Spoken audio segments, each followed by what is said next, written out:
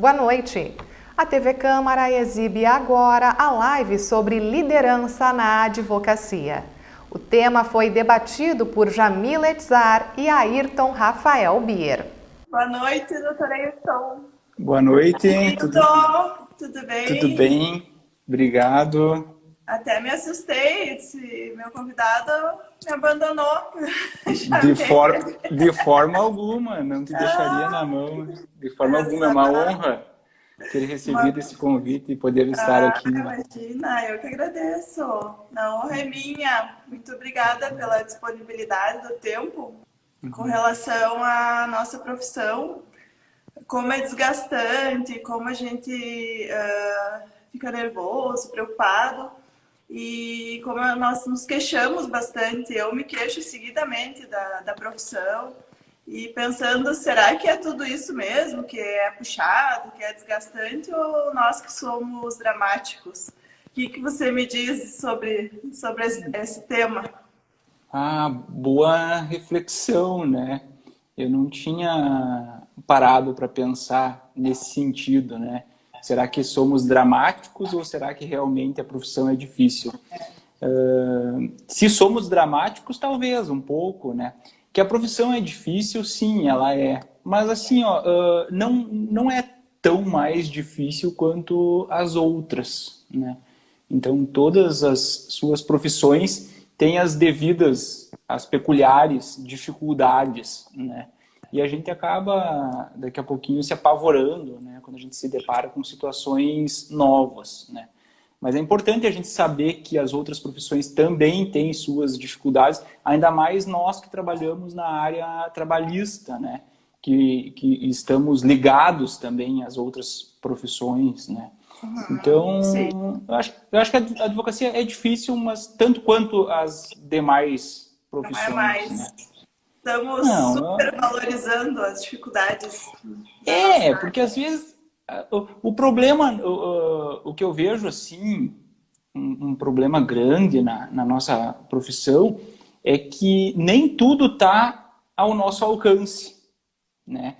Então, o que está ao nosso alcance? Está ao nosso alcance o estudo, né? Nós sabermos direito do trabalho, nós sabermos processo do trabalho, um atendimento diferenciado para o cliente, empatia, inovação, essas coisas estão ao nosso alcance. Agora, a decisão final, né, tudo bem que nós temos uma influência sobre a decisão final, né, mas ela não depende exclusivamente da gente, né? Então, às vezes, a gente coloca tanto esforço num processo e a gente não vê o resultado esperado, né? Isso, às vezes, decepciona um pouco, né? Por outro lado, quando a gente vê o resultado do nosso esforço, a satisfação é enorme. Né? Verdade. Queria dar boa noite para a doutora Adriana, doutor Lucas, os que eu vi até agora entrando, nossos colegas, nos prestigiando. Hoje, então, nós vamos falar sobre liderança. É isso?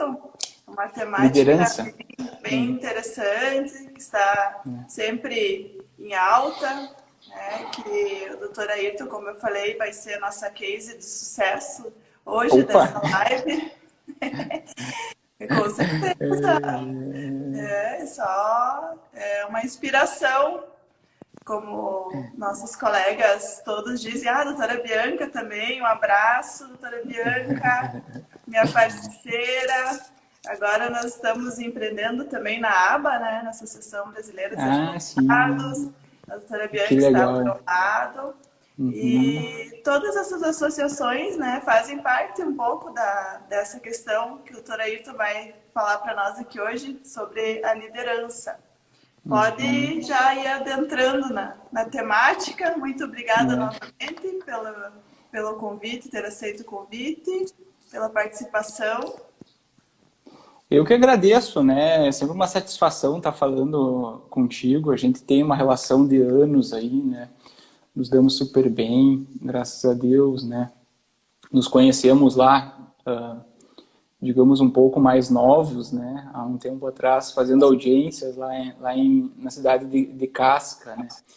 Quero, quero aproveitar, Jamila, para te parabenizar, né, pela representatividade que você está à frente aí da aba, né? Eu acho que, eu tenho certeza, né, que essas entidades, a aba, assim como a OAB, né, elas vêm em prol da advocacia, em defesa da advocacia, vêm a crescer a advocacia.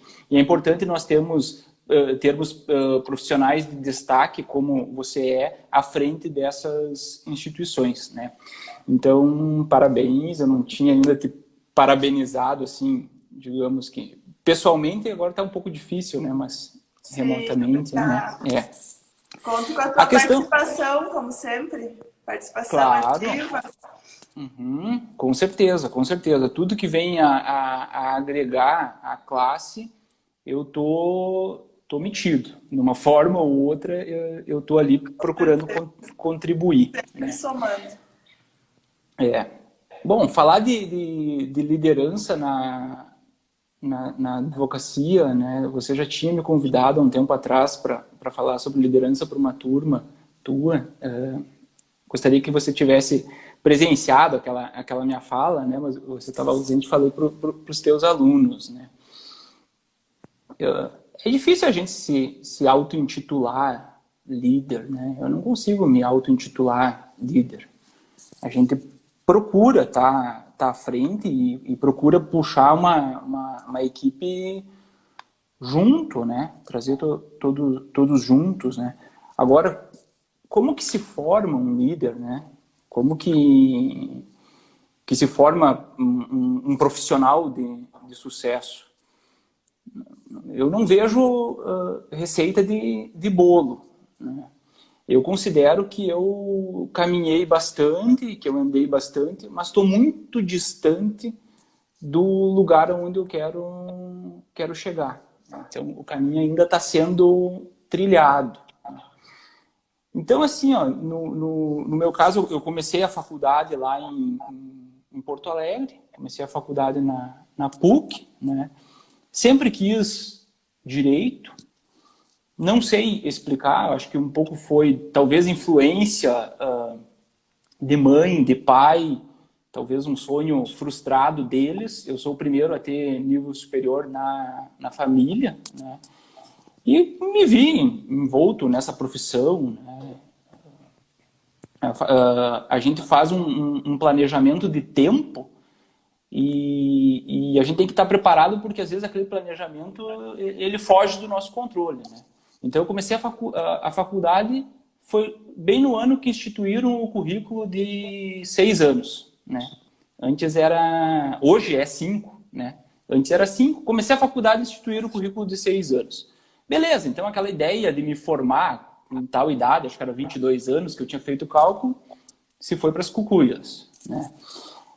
Quando eu me formei, parou o currículo de 6 anos, né? Então foi tipo justamente para eu cursar um tempo a mais. Você se formou qual eu me formei em 2003, né? Eu comecei em 96, 97, alguma coisa assim, sabe? Sempre em Porto Alegre ou pediu transferência? Não. Pois é, aí é aquilo lá que eu digo, né? O tempo. A gente faz um planejamento, meu sonho era fazer a faculdade na URGS, passei primeiro na PUC, não quis esperar mais um ano, que era só no próximo ano que eu poderia fazer na URGS, iniciei na PUC, né? Tudo planejadinho. E aí acabei voltando para Passo Fundo por falta de condições financeiras, com um ano de faculdade lá na PUC, acabei voltando para Passo Fundo, né? Então fugiu aquele itinerário que eu tinha planejado, né? Aí eu voltei para Passo Fundo, fui cursar na UPF, né? Então muitos me perguntam, qual que é a diferença, né? Muitos me perguntaram qual que era a diferença entre PUC e UPF. Eu acho que acesso a alguns profissionais tipo assim, que tem um destaque maior a nível cidade grande, sabe? Agora, de conhecimento de professores, te digo que a UPF, na época, e acredito que ainda hoje, não perde em nada em relação à PUC, tá?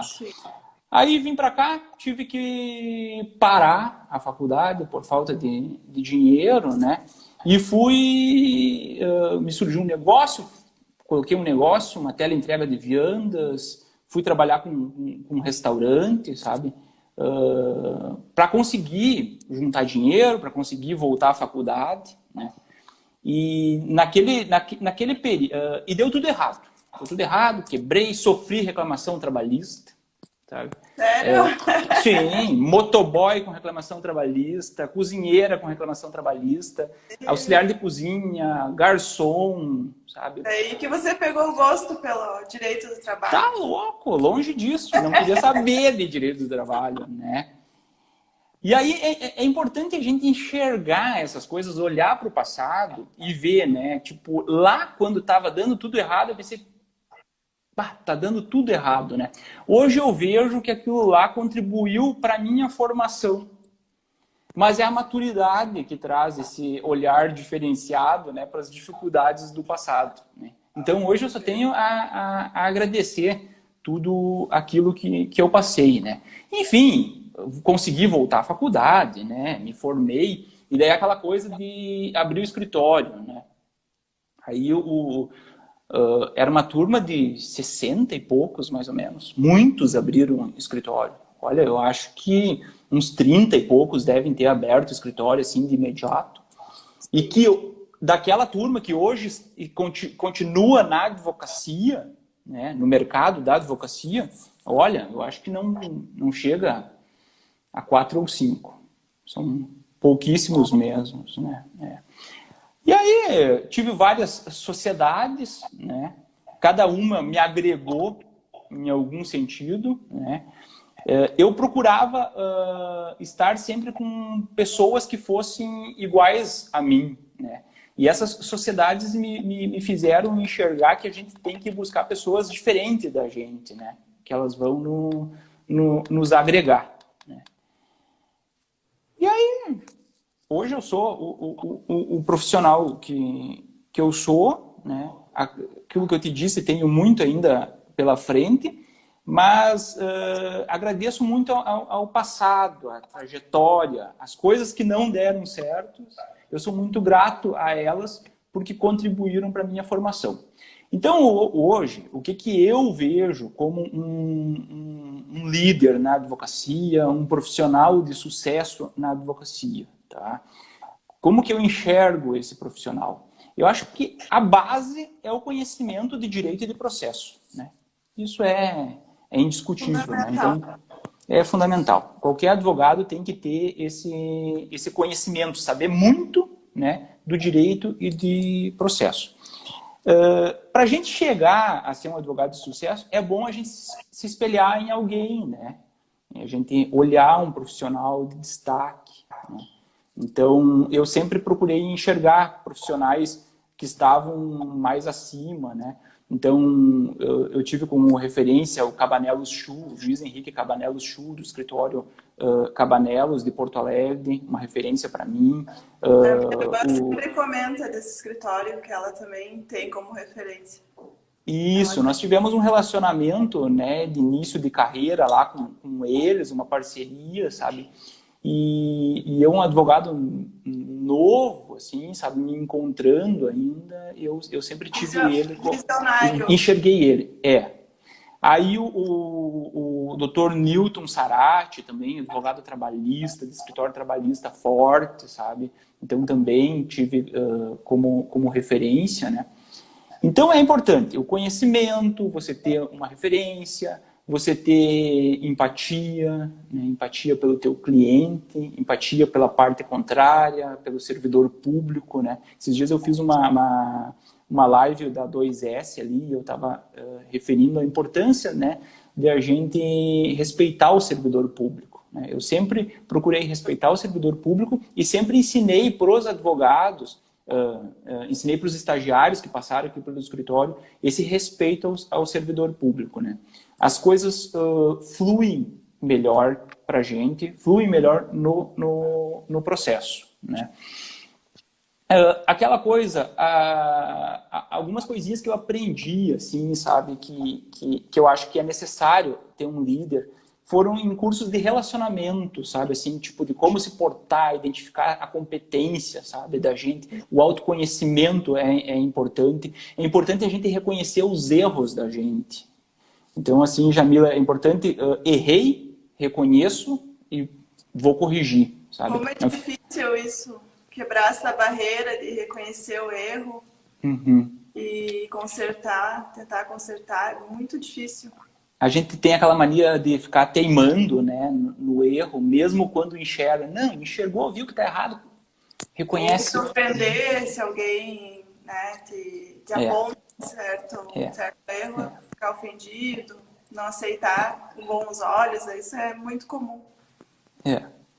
Então, assim, ó, elogiar progressos, né? Então é importante você elogiar o teu colega de trabalho, a tua equipe, né? Todo o progresso que você vê dele, enxergar eles progredindo, reconhecer aquele progresso, realizar sonhos. Quando eu digo realizar sonhos, é aquela transmitir aquela vontade sincera, né, de que o sonho da pessoa que está junto de ti, da tua equipe, se realize, né, curtir quando acontece essa realização, né, ver o que é. Se tiver perguntas, você responder, que eu não enxergo de longe, eu estou longe do celular. Ah, tá. Eu vou passando aqui. Por enquanto, acho que não teve nenhuma. Mas, enfim, se tiver aí, podem ir repetindo, gente, tá? Aqui teve o João que falou humildade é muito bonita. Realmente, né? A gente tem com que... certeza. Isso é muito importante em qualquer profissão. O João é dentista. Ele é casado com a doutora Bianca. Com a doutora Bianca, nossa colega? Que legal. Que legal. Assim, a gente tem que enxergar as tendências do mercado, né, Jamila, também, né? Então, tá olhando lá para frente, né? Muitas vezes não é aqui ao nosso redor que a gente vai conseguir isso. Não é vergonha a gente dizer, né? Nós trabalhamos numa cidade do interior que está muito à frente, né? Uma cidade muito desenvolvida, mas tem algumas coisas que acontecem mais longe, tipo São Paulo, né? Então é importante a gente focar lá. Hoje está mais fácil de a gente focar lá, né, por causa dessa acessibilidade que a gente tem aí, né, por causa dos meios de comunicação. Então está fácil a gente vislumbrar isso aí, né, ver o que está acontecendo no exterior também. Então é importante a gente estar alerta às tendências, né, respeitar os colegas, né. Então aquela questão, uma coisa é tu tá sentado ali na mesa de audiência, ser combativo, né. Saiu dali, encerrou aquela combatividade, né? Então, tem que ter um respeito pelos colegas, não levar a questão para o lado pessoal, né? E aí, o que mais? Dar bons exemplos, né? Então, eu vejo como uma competência de um bom líder é aquele que dá bons exemplos, é aquele que as pessoas querem seguir, né? E se a gente para ver, né? Essas competências de um bom líder, elas servem para a advocacia como servem para qualquer outra profissão, né? O diferencial é que o nosso conhecimento técnico é direito e processo, né? Agora, de uma outra profissão, o conhecimento técnico vai ser o pertinente da área. Mas eu acredito que as características para você se tornar um profissional de referência sejam essas, né? Ao menos são essas que eu procuro enxergar aí nos profissionais, né? Buscar nos profissionais que são minhas referências, né? Eu noto com relação aos líderes que eu considero um líder, né? Eu, atualmente, tenho me considerado uma líder, que nós estamos muito expostos. O líder, ele se expõe bastante, coloca a cara a tapa, né? Se expõe. Agora nós, por exemplo, nas redes sociais, estamos bastante expostos, nessas seminários, nessas organizações de seminários também. E toma muito tempo também de estar com a família, de lazer. A gente tem que disponibilizar muito tempo para organizar, né, para cumprir com o papel de líder, E isso, às vezes, deixamos... Eu, por exemplo, faz muito tempo que eu, assim, trabalho nos finais de semana, que eu organizo de noite, até de madrugada, algumas ideias, porque não tem como conciliar o trabalho e fazer tudo que a gente tem para fazer durante o dia, né? Então, acho importante também ampliar assim, o horário para conseguir focar nessas decisões que a gente tem que tomar. Então, é bem trabalhoso. Eu admiro muito as mulheres advogadas, mães de família, assim, que nem você, né? E ainda mais professora, né? Eu tenho uma admiração enorme, né? Porque, enfim, dá atenção às crianças, dá atenção aos clientes, dá atenção ao escritório, né? Dá atenção aos alunos, à faculdade, e ainda está com um posicionamento, né? Nas redes sociais, aí, enfim, um posicionamento que agrega não só a ti e aos teus clientes, como agrega a nossa classe, né? Então, eu admiro bastante. Então, a gente tem que administrar o tempo, né? Hoje nós temos, ainda bem que nós temos ferramentas que nos ajudam, né, a administrar esse tempo, né? Às vezes eu penso em vou fazer um evento, né? Por exemplo, vou organizar um evento. Daí eu penso assim, mas não vai dar muito trabalho, eu vou ter que deixar de ficar com a minha família, eu vou ter que deixar de fazer uma inicial, eu vou ter que deixar de ir na academia. E daí eu penso, mas se eu não fizer, as outras pessoas pensarem como eu, não vai acontecer, as coisas não acontecem, ninguém vai fazer nada. Né? Eu acredito que você compartilha do mesmo sentimento que eu. É tão gratificante, né, a gente fazer um evento, que nem nós fizemos aquele evento ali, o webinar, né, sobre a nova advocacia trabalhista. Ao final, é tão gratificante você poder ter contribuído e receber a contribuição dos colegas, né? Isso só engrandece, né, o nosso profissionalismo. Né? É legal mesmo. É muito bom. Já estamos nos encaminhando para o final. Hoje a nossa live vai ser rapidinha, porque esse meu projeto, eu quis fazer umas lives mais curtas, para o pessoal não cansar, para não ficar desgastante. E também agora vai ter uma live super especial da doutora Adriana. Que legal! Às 19 horas. E ela sempre nos prestigia, então eu procuro também ter essa reciprocidade com os colegas, de prestigiar, né? Isso é muito importante. É importante. Esse carinho. Mais algumas características da liderança, na área trabalhista, por exemplo? É um conjunto, né? O advogado trabalhista, uma coisa que eu tenho que admitir, né? Deixa eu só ver se tem alguma pergunta aqui, né? O advogado trabalhista, ele é bastante dinâmico, né? Ele precisa ser dinâmico, né? Se ele não for, ele aprende, né?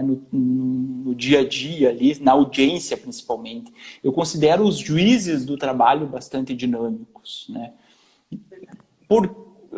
A explicação, não sei, talvez por causa do processo do trabalho, por causa da questão da oralidade, da celeridade, talvez esses princípios que impulsionam o profissional atrelado ao processo do trabalho ser bastante dinâmico, né? Então a gente se depara com situações inusitadas, né? Trazidas pelos juízes, que são bastante inusitados, e a gente tem que ser meio camaleão, a gente tem que achar o melhor caminho ali na hora, né? E para a gente achar o melhor caminho, né? Conseguir se virar nessas situações inusitadas, é o conhecimento, né? É a base ali, né? É saber os princípios de direito, saber os princípios do processo. Isso ajuda bastante. Então pode surgir medida provisória, pode surgir decreto, pode surgir o que for de novo, conforme a gente viu agora, em meio à pandemia. Se a gente tiver uma base sólida, a gente vai conseguir se virar nas questões inusitadas. Então, o advogado trabalhista, ele é dinâmico, né? Ele precisa ser dinâmica. Sabe que foi uma das razões por eu escolher a Justiça do Trabalho, foi justamente isso. Essa questão dela ser dinâmica, de não ter tanta formalidade, né? Desde as iniciais, na época que comecei, era super tranquilo. Agora tem algumas, foi acrescentado alguns detalhes, mas assim, é bem tranquilo as audiências também, não tem grandes formalidades. Isso que me encantou na Justiça do Trabalho. Os juízes, realmente. Tem muitos juízes tomando chimarrão nas audiências.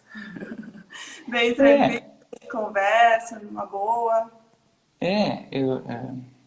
Agora, terça, tu tem feito audiência de instrução telepresencial? Já fez alguma pesada aí? Fiz com o doutor Urnal. Ah, tá. Bem tranquilo, assim. Eu vou fazer uma pesada agora na próxima terça-feira, acho que. Não, quarta-feira, dia 9, né? Lá de Palhoça, Santa Catarina, né? Nós estaremos pela reclamada, né? Então é audiência com testemunhas da nossa parte, acredito que tenha testemunhas da parte contrária, né? Então é aquelas audiências de valor considerável, de bastante prova para fazer, né? Vai ser a primeira telepresencial, né? Enfim, medo não tenho nenhum, né? Tenho convicção de que vou fazer a coisa certa, né? De que vou dizer para as nossas testemunhas fazerem o certo, né? Respeitarem o juízo, respeitarem o processo, né? E a gente conta que, a princípio da boa-fé, né? A gente conta que a parte contrária também esteja agindo de boa-fé, né? Aí vai dar tudo certo. Eu sempre falo para os meus clientes que para nós conversarmos antes da audiência, porque eu quero orientá-los a falar a verdade, mas de forma que o juiz entenda, né? Que eles sejam compreendidos, que eles consigam passar a verdade de uma forma compreensível, né? Para a comprovação do seu direito. Então, eles são orientados nesse sentido. Sim. Ninguém vai lá para mentir, para inventar histórias. Aí não tem, pelo menos né, comigo não tem. É um questionamento que às vezes os colegas mais novos fazem, né? Ah, posso conversar com a testemunha? Né? E eu costumo dizer assim, deve conversar com a testemunha, né? Você tem que saber se a testemunha sabe, se ela vai ser útil para o processo. Porque ela não tem relação nenhuma com os fatos, por que você vai fazer o processo perder tempo, né? O juiz perder tempo, as partes perdendo tempo, ouvindo uma testemunha que não tem conhecimento nenhum. Então, o advogado precisa conversar com a testemunha, né? Não orientá-la, óbvio, né? Não orientá-la no sentido de dizer, vai lá e fale isso ou aquilo, né? Mas dizer como que transcorre a audiência, quem que faz as perguntas, né? Então é bom a gente ter essa conversa e principalmente saber sobre o que a testemunha tem conhecimento, né? Enfim, não quero me estender, Jamila. Eu acho importante a questão da testemunha, porque na Justiça do Trabalho os juízes perguntam qual horário você fazia, por exemplo. Ele vai lá, fazia o horário, né, das 9 às 10, mas tem sempre a vírgula, né? Mas também ficava do tal horário até horário 2 vezes por semana. E daí, às vezes, a vírgula eles esquecem de ficam nervosos, né? Ficam nervosos, né? Então, isso que eu acho interessante, né? Que a pessoa, o advogado tem esse papel, né? De orientar, dizer, você tem que explicar adequadamente. Porque tem juízes que, às vezes, passam por cima. Eles não ficam pesquisando, mas é só esse horário? Não, né? Sim. Eles ficam satisfeitos. É o papel do advogado, né? Instigar ali as partes, as testemunhas, enfim, na busca da verdade real. Eu estou vendo aqui, Jamila, que a Bianca, ela colocou assim, acho importante falar um pouco e até fazer uma live sobre LGPD, né? Realmente, é importante, é um novo desafio. A LGPD tem uma implicância grande na área trabalhista, nos contratos de trabalho, né? Nas relações trabalhistas. Então, é importante e merece uma live. O que eu digo da LGPD, né, hoje?